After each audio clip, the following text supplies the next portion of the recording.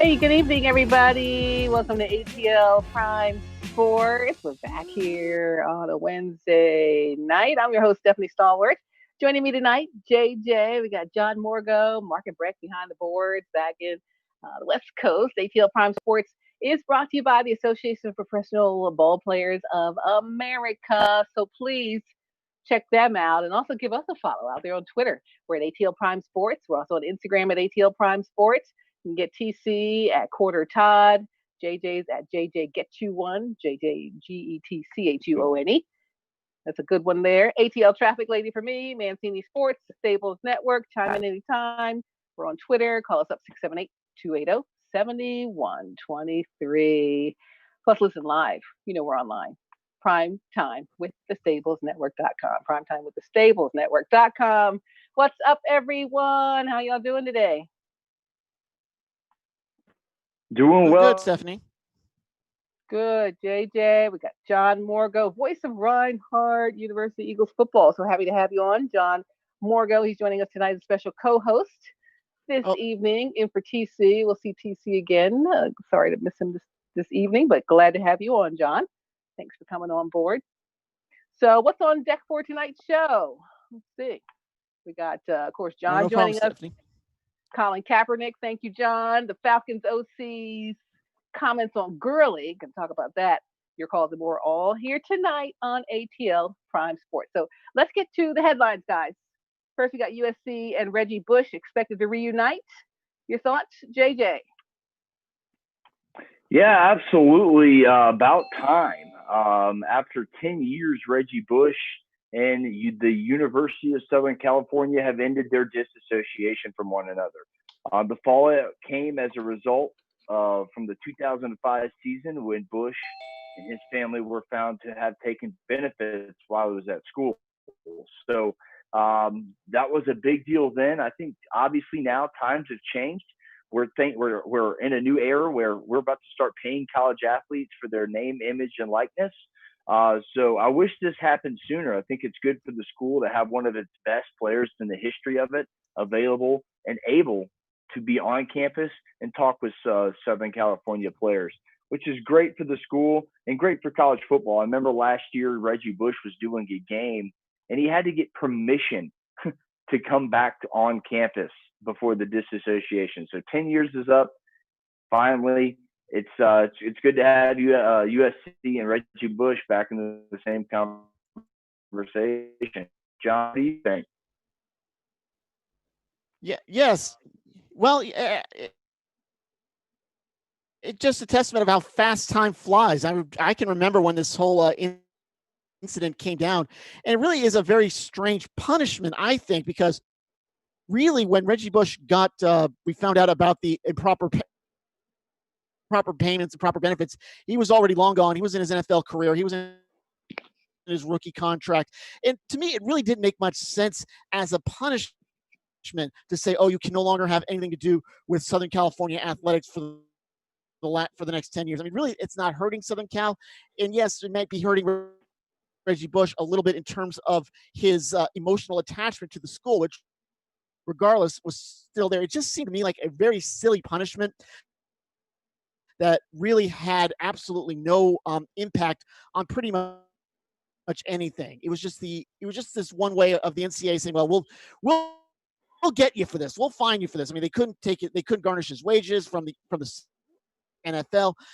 They couldn't. I think they took the Heisman away from him, but he will still be known as Heisman Trophy winner Reggie Bush. It just seemed like a punishment that just had no teeth to it.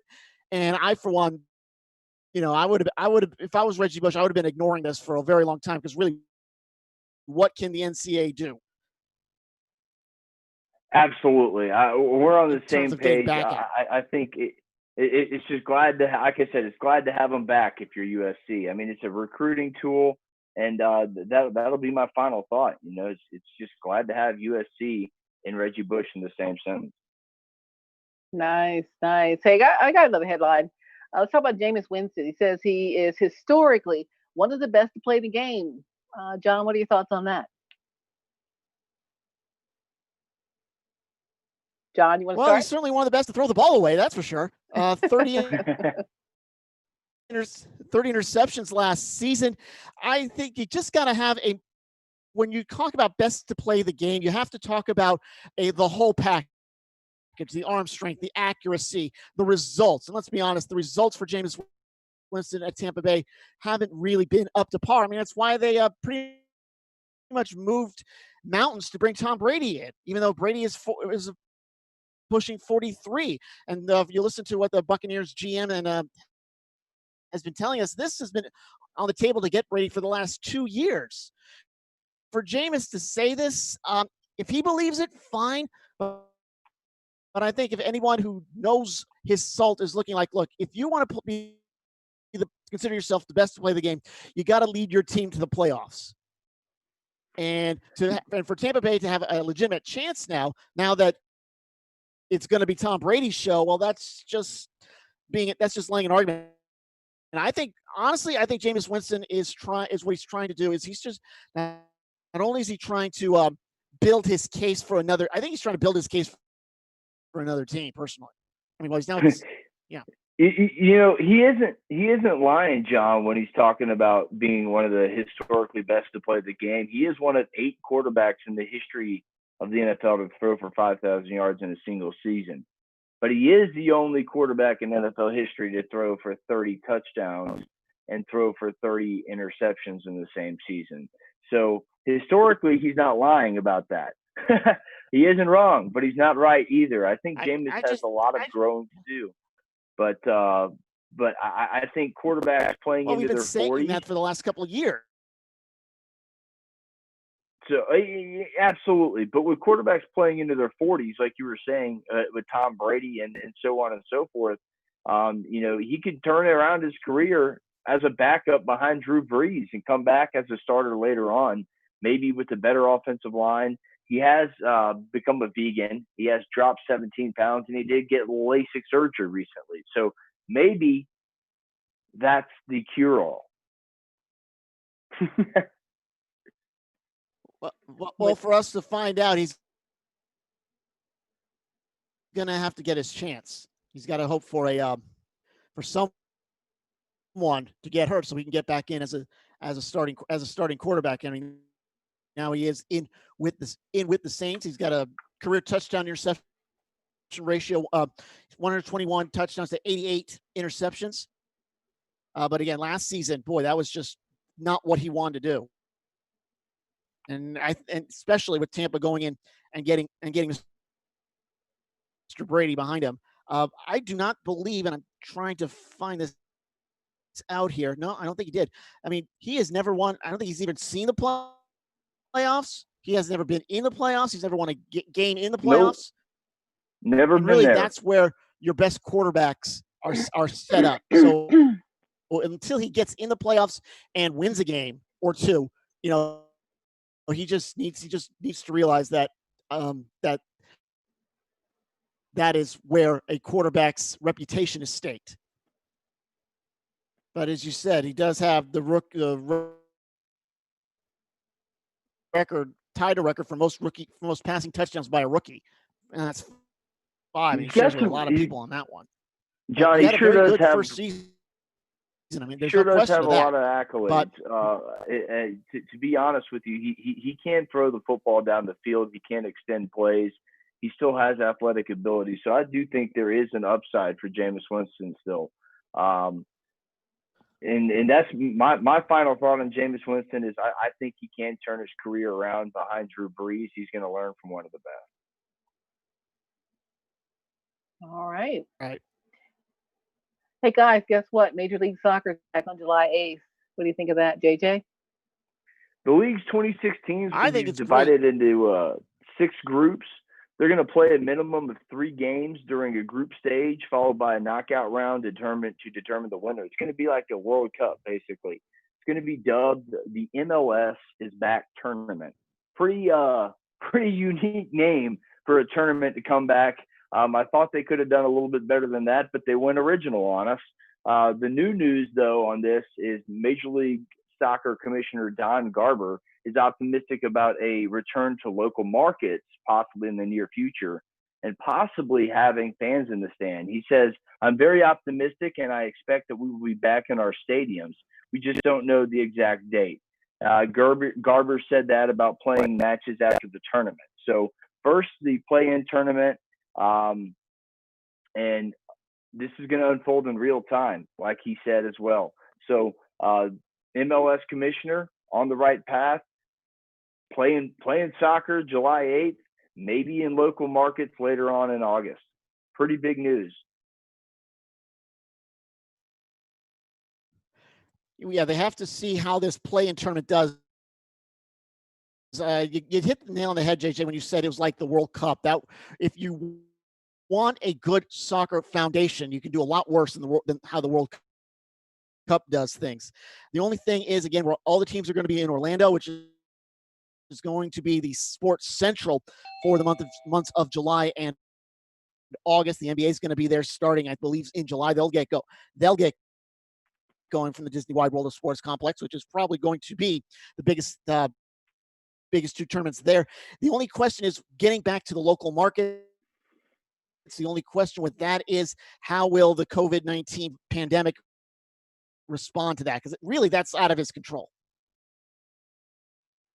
Yeah, absolutely. The COVID-19 is out of this control. If there's an outbreak, what do you do?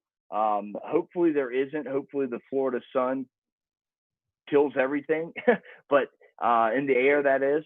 But you know, we'll see with that. They have had a recent outbreak recently in the state of Florida, so that's also something to pay attention to. My final thought on Major League Soccer is back July 8th. MLS is back tournament. Kind of original for a name. There you go. There you go. Hey, listen, I want to talk about the MLB draft. It's underway. So, you know, we're getting started there. Guys, what do you think? John, what do you think? Well, it's a 5 rounds, only 5 rounds this year. A lot of that's designed to cut costs. But one thing that's going to be missing is those late rounds, those 40th, 45th round picks that somehow turn into blossoming all-stars like Mike Piazza. You're not going to see that. However, we'll see if this is only a 1-year deal and whether or not they can get back to the regular draft next year. If it is, it shouldn't be more than a blip. Yeah, it's underway now. The first pick was around 7 p.m. The Detroit Tigers picked Spencer Torkelson.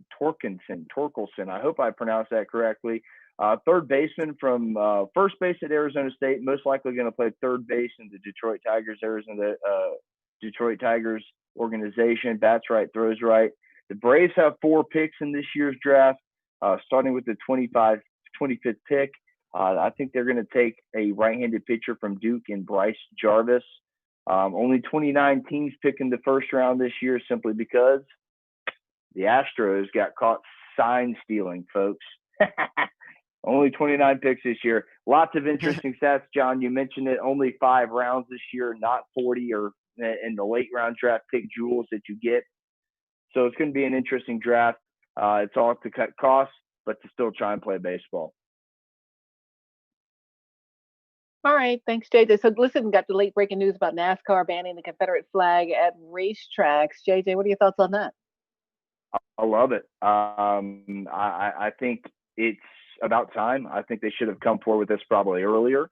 But I really do think it should only be displayed in museums for the purpose of history, just to say, hey, this is the progress of flags over the state or whatever state that did have that in their state flags, kind of like Georgia. So I think that's the only way that flag should be displayed, not any way in public like NASCAR infields. You see it all over the infield of a NASCAR track. Hey, I'm all on board. I think this is great. Unfortunately, I think it will upset a lot of fans, which is ridiculous. But hey, I think it's a great thing for the sport to do in times like this. Yeah, John, exactly. what are your thoughts? JJ, I echo that 100%. Should have been done a long time. I echo that 100%. Should have been done a long time ago. That's put the flag where it needs to be and what it stands for, and that is in the annals of history, where hopefully people can learn from it, learn from the mistakes, and hopefully try to build a better future for everyone. All right, guys. Thanks so much for those cool hot topics. We're going to talk about our first official question for the night. All right. So I'm going to throw it to John first. Here's the question. Starting things off tonight with the NFL. If you, John Morgo, were GM, would you sign free agent quarterback Colin Kaepernick? John, what do you think? Well, it depends on who my starting quarterback is. Say if I'm the Falcons, I got Matt Ryan. I'm pretty pleased with Matt Ryan. I like Matt Ryan. I think would I sign Colin Kaepernick to be a backup? It depends on what Colin wants to do. Does he want to be paid backup money? I don't think he wants to. I think he wants to get in and show his stuff. So it depends on the franchise. The franchise, like the Bengals probably wouldn't go with him. They're bringing in Joe Burrow, maybe who could use a starting quarterback, but not necessarily have one, like the Chargers, maybe. Well, the Chargers did draft Justin Herbert. So this is going to be interesting to see where Colin Kaepernick winds up. Yes, he deserves a chance, but to say he deserves a chance, the teams are going to have to figure out if it's a good fit for him. We know he's got it, so you're going to need a team that's got a little bit of quarterback question marks. Like I said, think of the Redskins. Also, would you get him if your starting quarterback goes down early with an injury? Probably. There's just a lot of issues going into this. I'm glad that the NFL has finally backed him, finally on his side. It's just a matter of where the right fit is. I don't think he doesn't. It's got to be a place where he can succeed, and not one where he's just thrown into the fire in a system that is not in tune with his strengths and weaknesses. Yeah, I think he's always deserved a spot in the NFL. Colin Kaepernick, I think, is a quality quarterback, quality enough to at least be a backup.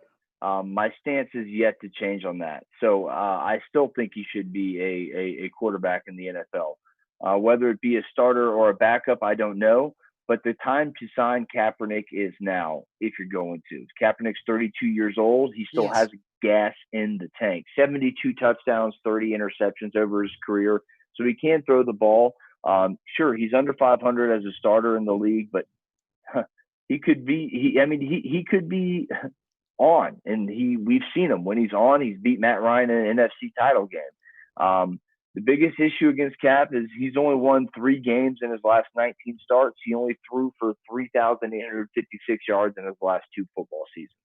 So I hope that the NFL team does give him a chance to play and come back and prove himself, because we all know the power he has and impact he has off the field.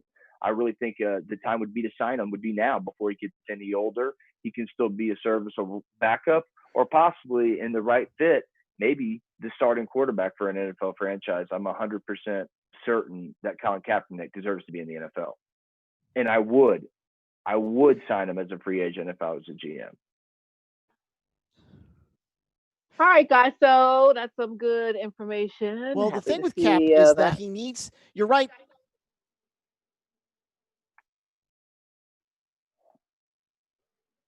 Go ahead, John. I mean, he needs to get in. I'm sorry, That's okay, Stephanie. I didn't mean to interrupt. It's just that he needs to get in and get some reps during the preseason. That's my thing with Colin. He needs those preseason reps so he can get in and at least get back up to game speed. Because remember, he hasn't played quarterback in the NFL for 4 years, so he's going to need that time to get back in and reacclimate himself to the game. So I agree with you, JJ. He needs to be signed this week so he can start learning the playbook, getting in touch with his receivers, and so that he'll be ready to go when his number gets called in the preseason schedule. Agreed 100%. Stephanie, take it away. All right, we got a couple callers on the line. Let's say hi to Lou. Hey, Lou, friend of the show. Welcome to Prime Time in the ATL, your ATL Prime Sports in the Stables Network. What's up? Okay. I'm glad that, that MLS is going to be back, with its tournament format and whatnot. So I'm glad about that. NBA is going to come back. and NHL. I'm hearing some rumors about Major League Baseball. They rejected the 114 game season. They rejected other proposals. They're looking at this 89 game schedule, which seems to be holding up a little bit. So, do you think that could be a possibility? I just hope there's some baseball played. There's been so many. Yeah. You mentioned the 89 game. Saw 72. I'd take 26. I'd take 13 at this point. I just want to see some professional baseball, mainly as a Braves fan. It's to get those 10 runs out of my mouth, Lou. I'm sure the Braves are itching at the plate to go and play some baseball as well for the same reasons. So I think hopefully these players and the union, the players union and Major League Baseball and the owners can come together and get baseball taken care of, because let's face it, I want to see baseball. You want to see baseball. I don't think many people care about what and how long the season is at this point. It's just let's get it done. Yeah, I know. But, I mean, at some point you got to say, how many games, would be considered, shall we say, legit? That's the thing. What is legit? I mean, is there going to be – personally, I mean, sport is sport, so I think everybody plays with the same rules. I don't think there'll be an asterisk, but a lot of people because, they were saying 48 games. 40 games is not a baseball season. It's half of a hockey season. So I don't know if that would work well. And 89, I mean, odd number? I mean, how do you factor that in? Yeah, it's really unique what's going back and forth right now. As I mentioned last week, you weren't able to join us, Lou. I mentioned last week, and you probably saw Tom Ricketts' quote. He basically says the losses in Major League Baseball between owners and the team is biblical right now. So there's not a lot of money, and it's even people who are wealthy don't have $1 billion laying around to fix these problems. So someone's going to have to give, whether it's the players, because I don't think a prorated salary is feasible for an owner. I just don't see that happening without fans. Right. Without fans. And another thing. Give us one. Go ahead. I'm sorry. Another thing with that, though, is that the player said, okay, fine, we'll buy that argument. Just let us prove it by looking at your books. And the owners have said, no, they're not going to do that. So you're right. Someone's going to have to give. Either the owners are going to have to let the players look at the books to verify that, or the players are just going to have to come down off of that. And personally, I don't see either of that happening. When I did my last week, I used to do a podcast on Sunday. I put the season happening at about 15%. Every day that goes by, it goes down a little less. Jonathan Manford, because he thinks it's 100%. So, right. Well, Lou, what else you got for us, man? Give us a final thought. We'll let you shout out your show, and we'll get going here. Yeah, I mean, because here we were thinking back in April that baseball was going to be the first to have their season, and now it looks like it's on the brink of death for right now. So they got to do something quick right now, because it's mid-June, and I say if you don't get anything started by mid-July, forget it. No, I agree with you. The clock is ticking, Lou, on Major League Baseball. I mentioned that to TC as we wish him well, recovering. I really hope something happens, but I think in 2 or 3 weeks, I don't think you can play baseball if you don't start it before July 4th. No. I just don't see it happening in a significant amount of games. Lou, give us a shout out for your show. I appreciate your call as always. It's good to hear from you. I wish you well. And go ahead and shout out your show, my friend. All right. The show is, of course, the Enhanced Sports Show. The number of call is 512-543-4662. That's 512-543-4662, which translates into the strike is horrible. I mean, the COVID is horrible.com. No. You get the idea. You get the idea. Yes, COVID definitely is a good thing you don't know my humor that well. I'm learning it and I like it. Oh boy, 4 years of the show, and 4 years of calling this show, and now they get it. Thank you. We're Thanks, slow, Lou. We're slow. It takes a That's minute all over right. here. On that note, I will say good night, and I hope I'll talk to you guys next week. All right, sounds Absolutely, good. Lou. Have a good one. Thanks, Lou. Thanks. Chat you up then. Yes. Hey, we got another call on the line, JJ and John. Let's say hi to Terry. Terry, welcome to ATL Prime Sports. How you doing tonight? Well, I'm doing well, and I just read a headline, what those are worth these days, that Rob Manfred guarantees baseball this year. Now, I think they're looking at the 89 games. Now, I guess if you start about July 1st, does that mean you'd play July, August, and September, and then go into the playoffs at a normal time? Is that's what it looks like? Yeah, does that sound about right? It sounds about right, but it also sounds like you're not going to have an off day either. Yeah, well, I'm not sure about the off days, but the people are negotiating with the players for salaries and for all of that, and I just think that if there's no fans in the stands, if there aren't home games here to go to, it's going to really be tough to stay dialed in. Yeah, TV's only so good.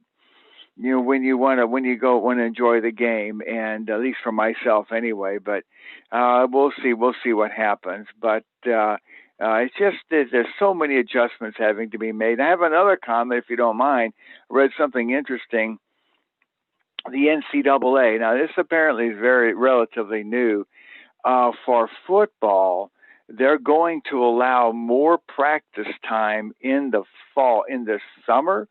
The NCAA dictates how many workouts you can have as a football team. Is that right?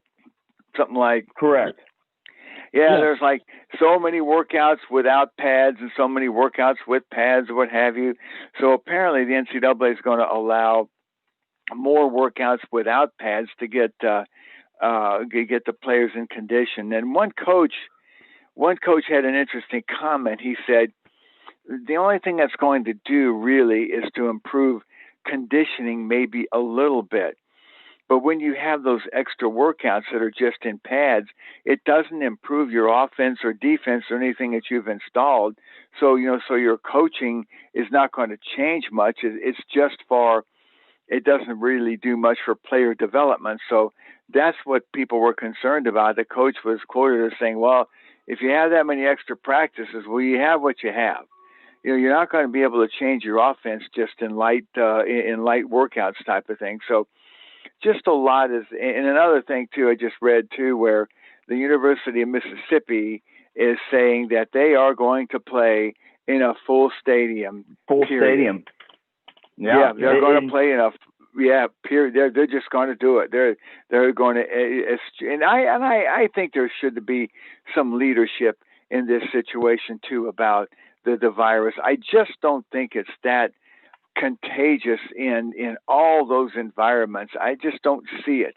Maybe I'm not a medical expert, but I think we've just gone way too far. But anyway, it's interesting. Ole Miss was the first one that stuck their neck out and said they're going to, because I think from being around here, the University of Georgia could probably do whatever they want to do, and people would go along with it, I'm guessing. But that is an interesting, and it's heartening. It looks like there's going to be college football this fall. It sure looks like it. We sure hope so. I couldn't miss it. And I know John, being a play-by-play host for Reinhardt University, is expecting college football as well. John, you take it away, man. Well, the NAIA just announced that the college football season for the NAIA will start September 12th. They're going to push it back about 3 weeks. They just redid their scheduling for the Mid-South Conference. That's Reinhardt's conference. It's going to be all divisionals with a couple of home-and-home matchups, where Reinhardt will start off in Waleska against Faulkner from Montgomery, Alabama, and go back to Montgomery in mid-August. And the same is true with the squad St. Andrews from Laurinburg, North Carolina. We're going to have a home-and-home with those guys. So if they're trying as best they can to kind of consolidate costs. So like I said, a 8-game schedule as opposed to a 10 or 11. And what really is interesting for the NAIA, at least, is they're getting rid of all the games that teams play with the higher FCS, FBS schools. Point University, their game with Kennesaw State has been canceled. There's a school in Florida that had a game with Stetson. That's canceled. So now Kennesaw, they're looking for another team. But incidentally, once you play them, that's a lot of maybe not as much as like a Georgia State going to Tennessee, but that's a significant amount of money that is gone. Absolutely.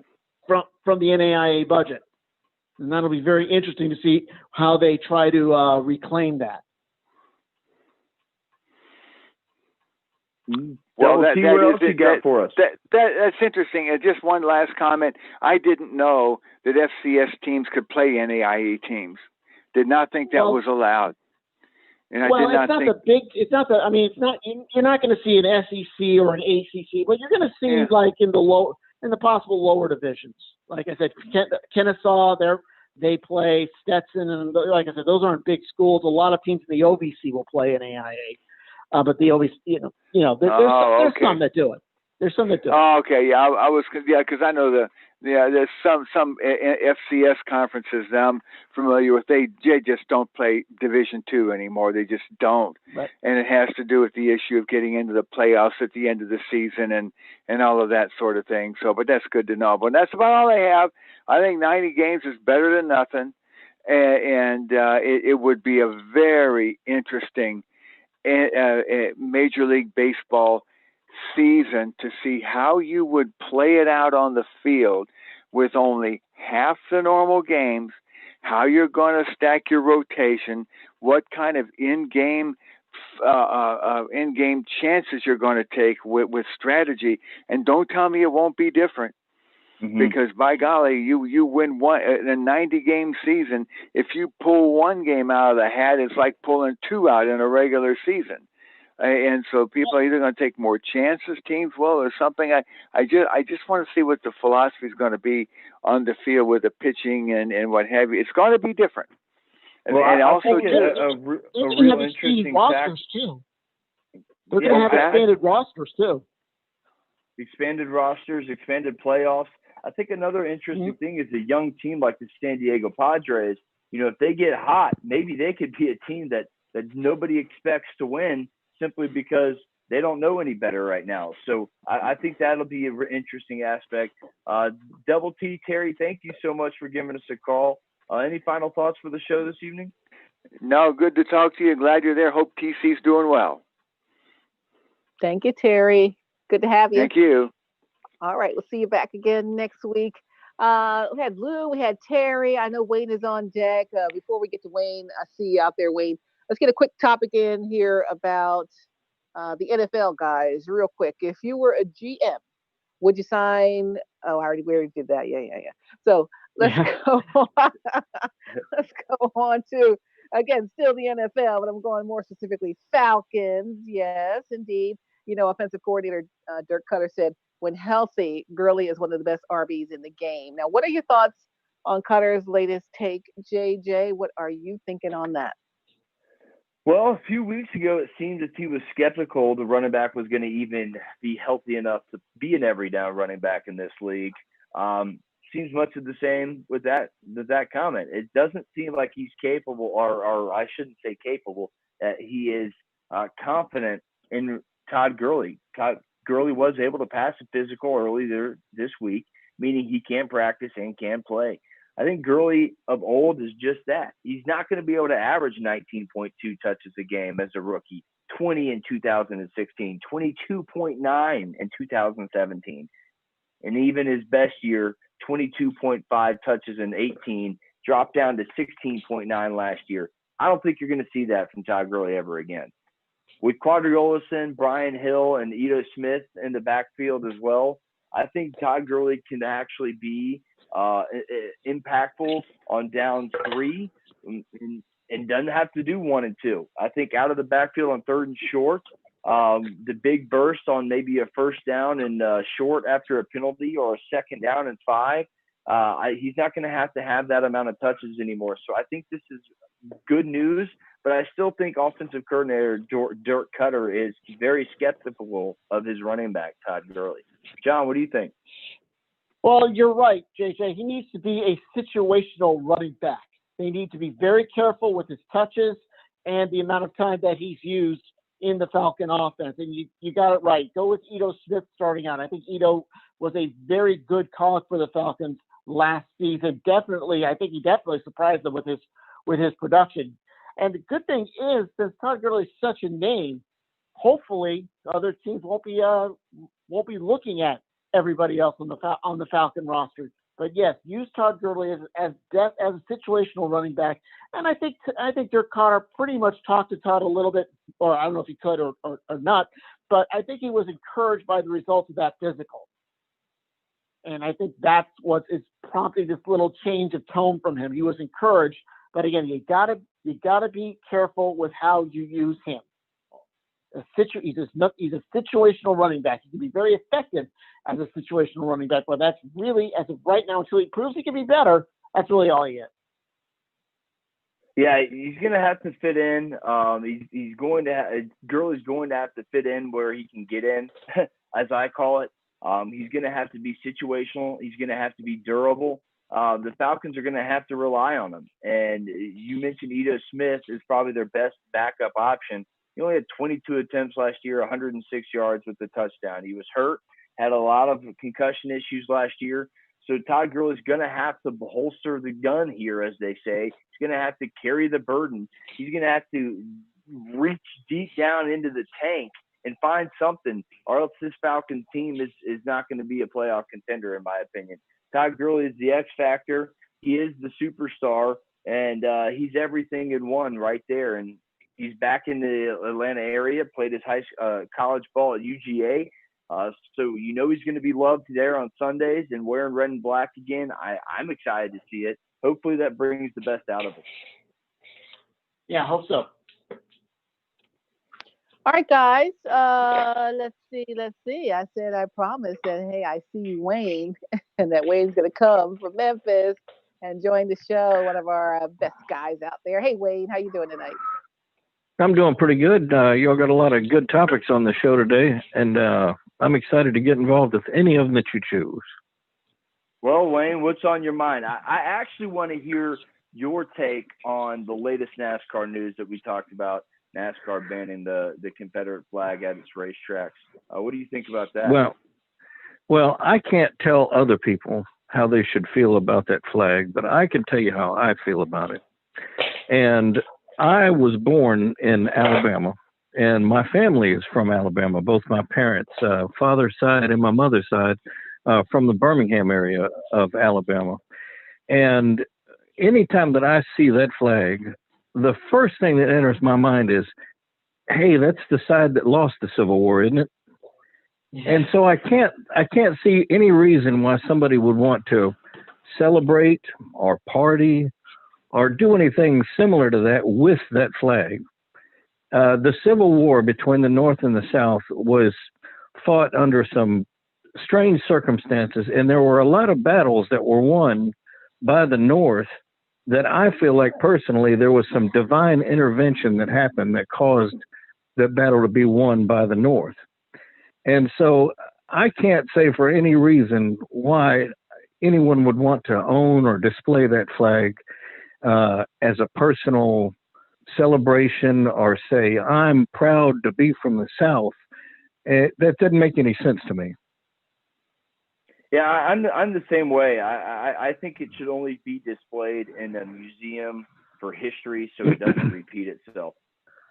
I've been to a lot of museums before, and there are things that I see in museums that it's hard for me to look at. It's kind of a cringe type of feeling I have. And even if I were to see that in a museum, I can't say that I would be able to look at it or think about it for very long, because it's just not something that's within me to appreciate. And if somebody is from the South and they want to represent the South or something like that, you can wave your state flag. You can wave the flag from the university that you're supporting, the football team. If you're at a NASCAR race, Each one of those drivers has numbers on their car. You can display the flag with the number of the driver you like. Or if you like a certain manufacturer, be it Toyota, Chevrolet, Ford, you can display that flag. If you like celebrating in the infield by cooking up some Johnsonville brats, then put up a Johnsonville flag or something. But there's a lot better ways to celebrate and show your enthusiasm other than that flag. I agree with you. Wayne, what else you got for us, man? Well, I heard y'all talking about baseball and about the owners and the players being at odds with each other about when are they going to start the season, how are they going to start the season. And it reminded me of the times when I would negotiate with my mom as to when I was a kid, negotiate going outside to play. And, we would have to go through the whole thing. Did you finish your homework? Yes. Well, where are you going to go? Well, I'm going to go to Jimmy's house. Okay, well, you can go to Jimmy's house, but I don't want you two going anywhere else after that. Okay, well, can I take my bike with me? Sure, you can take your bike with you. Well, if Jimmy wants to go riding bikes somewhere and jumping ramps, can we do that? Yeah, we can. Well, by the time we got done negotiating and coming to a settlement, it's already night, and I can't go outside. And so that sounds like, kind of frustrates. Sounds like me with my son. It frustrates me that they're gonna. It sounds to me like they're gonna argue with each other until they run out of time. And the other thing that made me think of is my dad. If my dad were an owner of a team or had any sort of say in what the players were doing, I get the feeling that he would say, hey, are we paying these players? Yeah, we're paying these players. Well, get them out there and do something about these stadiums. I want to see them pushing mowers. I want to see them out there painting the things. I want to see them working in the kids. Get these concession stands clean. But, of course, that's never going to happen. But that was always my dad's attitude. Hey, if we're paying these guys, they need to get to work. Oh, that's funny. But you have a good point. I know Stephanie was saying something, and it was a good example as well. Oh, about what? My kids? Yeah. That's a great example of, you argue so much. As Lou was saying earlier, we may just run out of time. They may not even be able to play a long season of baseball. Exactly. Well, So hopefully they can work it out, and each side will realize that they need to give a little bit more than they're getting so that they can get the season started.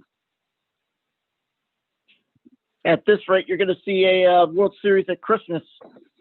Well, that might not be too bad. Celebrate Christmas. Hey, we're done opening presents. Let's go ahead and, like you do with Thanksgiving, you watch football or something. You watch the World Series during Christmas. I don't know. Hopefully they'll figure it out, and we'll get some baseball in, because I know there's a lot of baseball fans out there. One of my clients is a charter airline that flies teams, NHL, NBL, NBA teams to and from away games, and it would be cool if they could get back to work. Absolutely. All right. Well, listen, I'll let you guys get back to the show, and I appreciate you taking the call. And I will probably watch the rest of this show on the Periscope so they can see all the cool videos and stuff. Cool. Well, we'll be Wayne, looking forward to it. All right. Thanks, Wayne. Thank you for coming through as usual and being patient on the line. Appreciate that. We'll see you again next week, Wayne, and all the work you do for the show. He's super friend of the show. Love Wayne from Memphis. All right, guys, let's go on to another topic. We'll talk about sports in general. The NBA, of course, we know it's on its way back. We've been talking about that. The NHL has their plan in place. Now, Major League Baseball is still up in the air, kind of been battering that around. What are your thoughts on the best way to return to play in Major League Baseball? Kind of been talking about it. John Morgo, what do you say, sir? Well, I say, look, I want the game to come back, sure. I really want to see it. But again, it's just this really giant PR nightmare for Major League Baseball, considering that they're the last organization, the last professional organization to at least have a plan. Everybody else has a plan. Major League Baseball doesn't have a plan. And you just hate to see it, because Major League Baseball the last couple of years just can't seem to get out of its own way. It seems like they always do the wrong thing or come up with the wrong impression, be on the wrong side of whatever issue. And it's a shame. I think really it's just a matter of right now both sides are really playing chicken is what it boils down to. That's what they're doing. They're playing chicken. They're waiting to see who blinks first.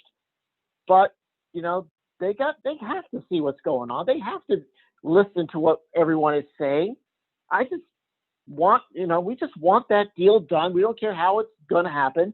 I don't think there's going to be a minor league season. I think minor league baseball is gone for the year. Just have something, at least have a framework that you can build on and try to come back in 2021. Yeah, the Major League Baseball Players Association proposal to Major League Baseball today included an 89-game regular season, extended playoffs, as well as those 100% prorated salaries that we've talked about. Right. The owners are going to reject that.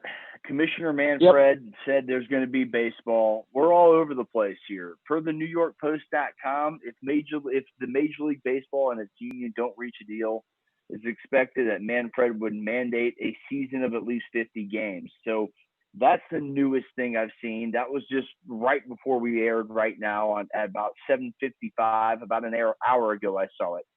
So this is all over the place, John, Stephanie. I don't know what to expect. I hope we get baseball, but at this point, if you were to stick a gun to my head and say, hey, do you think there's going to be baseball played? And I had to answer honestly, I would say no. I do not think that there can be a baseball season played unless things pick up and all of a sudden there's a contract and ready to go in place and we're playing ball by July 4th.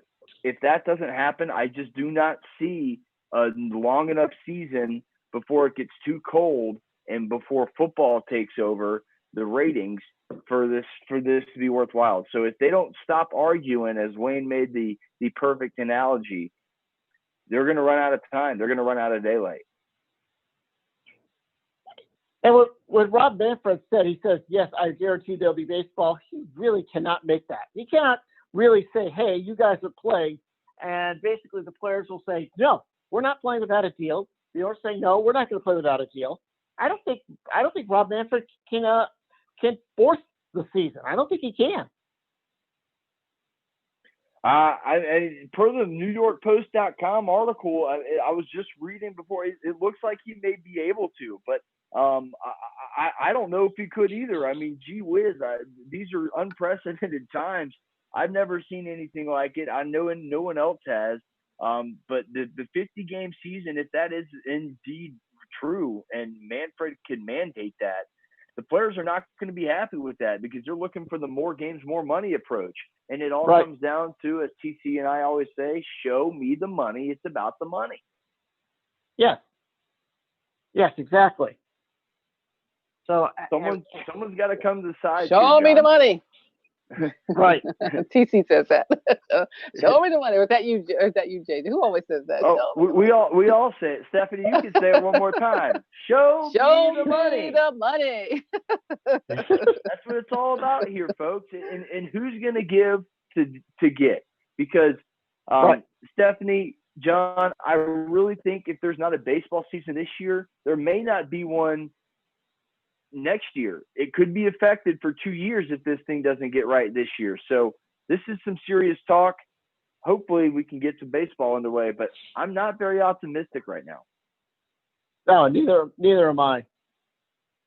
As you said, July 4th is kind of the drop dead date. They really need to start by July 4th. And I think it'd be great if they could start on July 4th. With Independence Day, they would own everything. In terms of the media exposure, that would be so good for the game if they could start this on July 4th.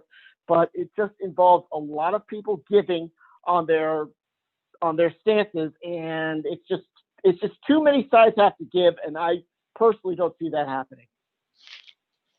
Yeah, it might take more time than we actually have for that deadline there. Speaking of deadlines, NBA, they're going to be back, guys, July 31st. And what do you think of the return to play format? And who is your favorite to win it all? Let's start with you, John. What do you think, John Morgo?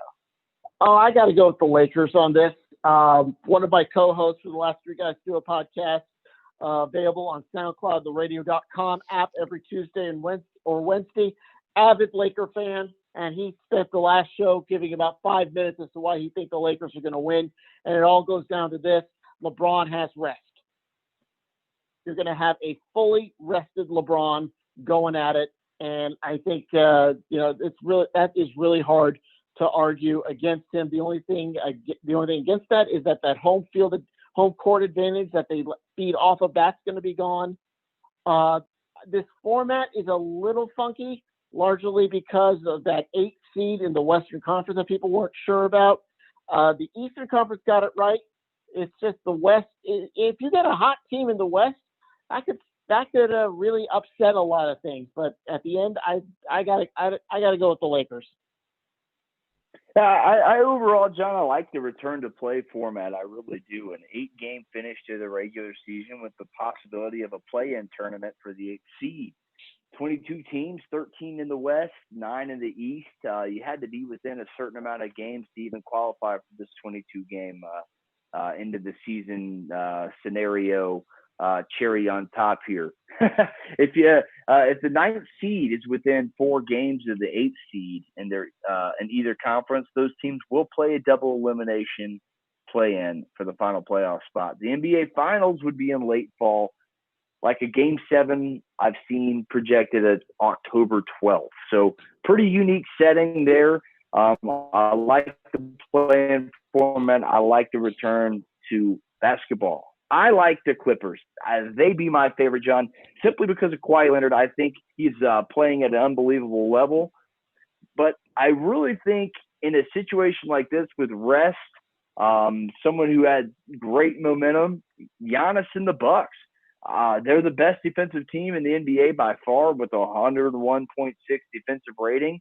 Giannis, George Hill, Middleton, Bledsoe, they're all having great years. It wouldn't surprise me if the Bucks make a run in this thing in a unique format and really shake things up and win the whole thing. But my favorite are the Clippers. I like Kawhi Leonard. I definitely think it's going to be fun to watch in that LA versus LA whenever that happens, if that happens. Well, my thing with the Bucks is last year they really choked under the pressure. They weren't used to that. They weren't used to being the hunted as opposed to the hunter. Giannis had a good series, but he was really all alone. If Giannis gets some help down the stretch, yeah, the Bucks could be a force coming out of the East.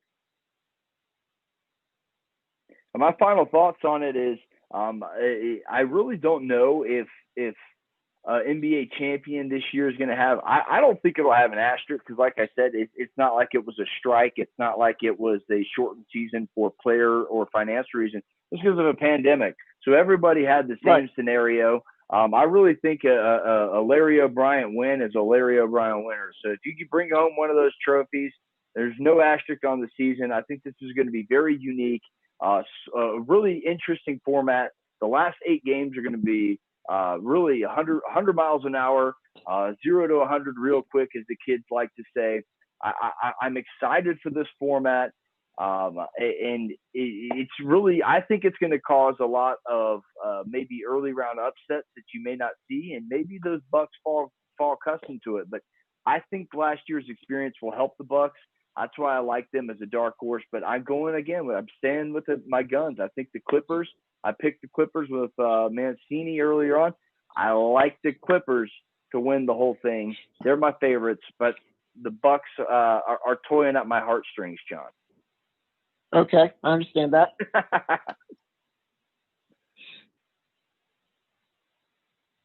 Okay, well, Clippers, Bucks. I say Sixers or Falcons. Not Falcons. I say Sixers or Hawks. Right. But Hawks, well, we'll see. We'll see what happens, right? We shall see. Hey, guys, got one more topic because we're running up toward the end of the show. So we got a little bit of time left. Anyone wants to call in, they may do so real quick and check us out. Give us a call out on our phone lines. We'd love to hear from you. 678-280-7123. 678-280-7123. Got to go to this bonus topic. Ding, ding, ding. Atlanta Hawks GM Travis Schlenk says that the NBA has told GMs next year's NBA season could be shortened to try and keep the same NBA timeline. Now, what do you make of this, JJ? What are you thinking there? Well, honestly, I hope it's a load of BS, because I honestly was hoping the one good thing, and I've said it on our show before. I was hoping the one good thing that would come out of this pandemic is that the NBA season would be pushed back, maybe closer to the first week of December, like the last weekend of November, right after Thanksgiving. That way, the Christmas Day games are still very important in the way that the season's underway for about a month at that point. You still get your big time day, Christmas Day. You'll have your marquee matchups, and you will have the spotlight. As long as it's not on Sunday like it was a couple years ago, well, then your spotlight's, deflected by the NFL, unfortunately. But I think that would be great for the NBA to start a little bit later to get out of that time frame. So personally, I think a shortened season to just try and fit into the time frame of the normal NBA season next year would be ridiculous and preposterous, because I think you got to play your 82 games. I think you got to come down to a champion that way, not the way you did it this year, not shorten 2 seasons because of one incident. It's like it's like 2 wrongs don't make a right, whichever one you want to use here. I mean, don't let the 2020 pandemic affect the 2020 and 21 season. Yeah, that's well said. If they do start it in late November, early December, yeah, that could work. Get the full 82 games in. But if you want to condense it, and I've heard some talk about a condensed season somewhere along the way, that's going to bring up load management again. And I think that's been a pretty much again, I have my feelings about load management, about how if you're going to load games, do it at the home games. It's not good for the people who can only see an opposing team's star player once a year and have them skip it. So if you're going to do load management, do it at home. But you're probably going to see a lot more of it then if the NBA does do a condensed schedule next season. I think you're right. You may see that, but like I said, I hope that's just a speculation as it is right now. I really hope that this pandemic pushes the season back and it opens the eyes to the NBA owners saying, hey, we can still get this season in, play the NBA finals in late July, and give these players a little longer break in the off season. So to me, I think that'd be kind of cool. It'd be something good that came out of the pandemic, maybe a new schedule in the NBA. Who knows? I'd love to be a fly on the wall in those conversations with Travis Schlenk, but we'll have to find out more from this story going down the road here. But I know we saw, speaking of the Atlanta Hawks, Trae Young is frustrated that his season's over. He wanted to grow and get a couple more games in with his young team. So the Atlanta Hawks have a lot of young talent, and Travis Schlenk is getting his team in the news and getting ready for next season, whether it is shortened or not. So it's going to be fun to see. But I do hope that the NBA tables this discussion and kind of leans toward what I'm saying: delay the season, push it back. Don't let the pandemic affect not only this season and next season because of one incident. Well said. John, we got a couple minutes here. Let's go ahead and talk about you for a little bit. Give us a quick preview of Reinhardt football this fall and what to expect. You already told us about the schedule update, and also tell our audience how they can follow you on social media and listen to Reinhardt football. Well, you can, first of all, my social media account, my Twitter account is John, JOHN_MORGO. Reinhardt, you can follow their website at reinhardteagles.com, one word. Yeah, you can get video for all home games and selected audio for road games. Reinhardt runs a wing T offense, which puts a preponderance on very fast running backs and also very fast edge rushers, because they need to seal off those lanes, give those guys room to go. Reinhardt has got some excellent running backs that have a lot of good capabilities. We've just graduated Montrelius Mosley, and good thing that James Miller does, he recruits the state of Georgia very, very well. 95% of Reinhardt's players come from the state of Georgia. So if you're a player, you want to stay in Georgia, and you're not getting offers from the big time schools, and you just don't feel like traveling, Reinhardt's a great place. Waleska is about 10 miles north of Canton, up there on it's a very small town. It's probably the smallest town in all of NAIA. There is no street light, no traffic stop. There's just a four-way stop at the center of town. It's so small there's not a Waffle House. There is a Subway, though, but no Waffle House. Again, Reinhardt's defense is probably another good component of the squad. Again, a lot of speed on the edges. They like to get to the quarterback. They like to blitz, and they do have a good secondary. This is a team that, even though they're in their 7th season, they have yet to have a losing record. They were in the NAIA championship a couple of years ago, and we look for more success this year. Awesome. Hey, John, guess what? Yes. I just followed you on Twitter at John _. All right, Morgo. thanks, Stephanie. Hey. My watch just signaled somebody followed me, and I just That didn't was have me. a chance to take a look at it. So that's you. Okay, I see the notice. I'll hit you up with a follow back right now. There you go. You got a new follower. So everybody follow him at John _ Morgo, MORGO on Twitter and I guess all social media, right? So yeah, that is cool. Listen, any final thoughts? JJ, John, anybody? You got anything else to throw in here? We just got another couple minutes to finish John, up. And thanks for coming on, man. My pleasure. Glad to do it. Show, had a lot of fun. Stephanie, thanks for doing your thing. And listeners, Lou, all of our callers, listeners, Lou, Wayne, Terry, thanks again for everything all of our listeners and callers do. Thanks, everybody. Thanks, JJ. Putting things together as per usual. We miss you, TC. We'll see you back soon. And get you one. Yep, get you one. Same time, Get same you place one. next Wednesday. Next week. Love y'all. Bye. Bye. Get you one. Thanks, John. Hey.